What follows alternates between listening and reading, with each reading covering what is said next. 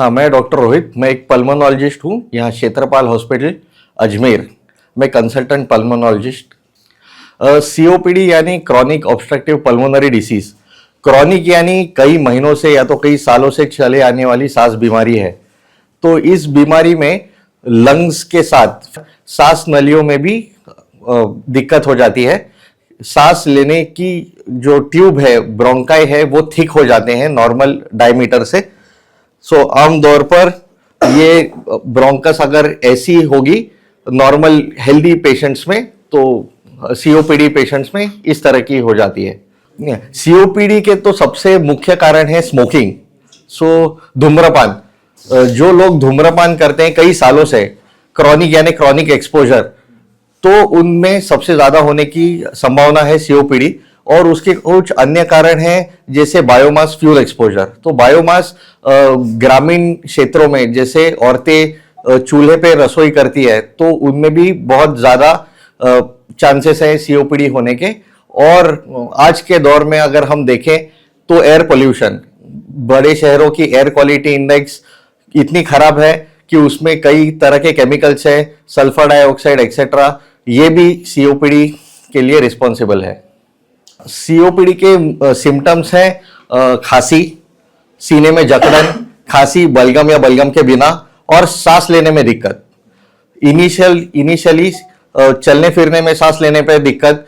In the long run हम बैठे बैठे या तो बेसिक डेली एक्टिविटीज करते वक्त भी सांस लेने में दिक्कत हो जाती है। जब सिम्टम्स अधिक दौर पर बढ़ जाए, जैसे खांसी या सांस लेने में काफी दिक्कत आ जाए, तो आपको डॉक्टर पल्मोनोलॉजी डॉक्टर को संपर्क करना चाहिए इस बीमारी के लिए।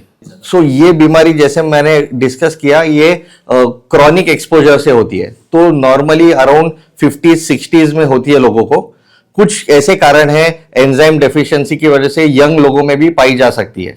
Smoking is the most important risk factor. Smoking से 90% लोगों में ये सीओपीडी होने की चांसेस संभावना है।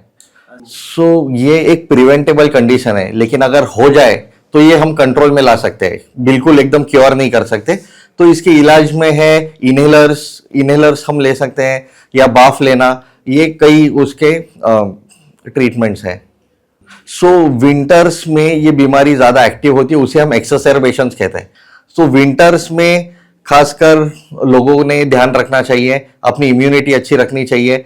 जो लोगों को सीओपीडी है उन्होंने स्मोकिंग छोड़ना चाहिए, स्मोक का एक्सपोजर अवॉइड करना चाहिए, बाहर जाते वक्त मास्क भी पहन सकते हैं। जिन लोगों में सीओपीडी डायग्नोस हुई है उन्होंने हर साल एक इन्फ्लुएंजा की वैक्सीन लेनी चाहिए, और एवरी 5 years एक न्यूमोकोकल की वैक्सीनेशन आती है। तो वो वैक्सीनेशन लेने से एक्सरसेर्बेशन, जो hospitalisation of the patient, hospital में भर्ती होने की जरूरत एक सिग्निफिकेंट परसेंटेज से घट जाती है।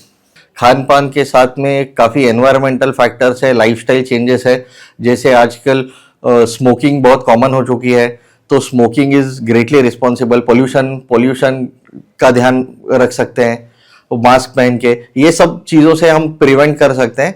और दूसरी अवेयरनेस बहुत ज़रूरी है। ये अगर अवेयरनेस होगी तो बहुत सारे लोगों को मैं जानता हूँ जिनको ये सीओपीडी की बीमारी है, लेकिन वो इतनी अवेयरनेस ही नहीं है कि हर साल उनको कौन सी वैक्सीन लेनी है, कैसे बचना है इससे।